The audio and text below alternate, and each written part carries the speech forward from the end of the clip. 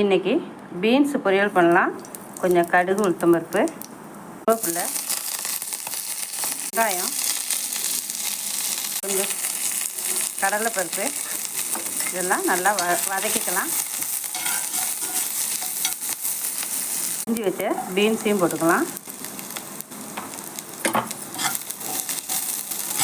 Beans வேகிறதுக்கு கொஞ்சம் தண்ணி, தேவையான அளவு உப்பு,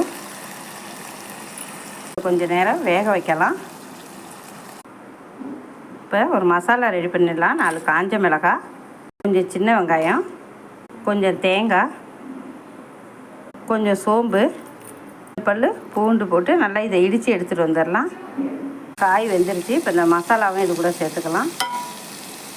இந்தமாரி மசாலா அரைச்சி சேர்த்து பாருங்கள், ரொம்ப சூப்பராக இருக்கும். ரெடி ஆகிடுச்சு. நீங்களும் இதே போல் செஞ்சு பார்த்துட்டு கமெண்ட்டில் சொல்லுங்கள்.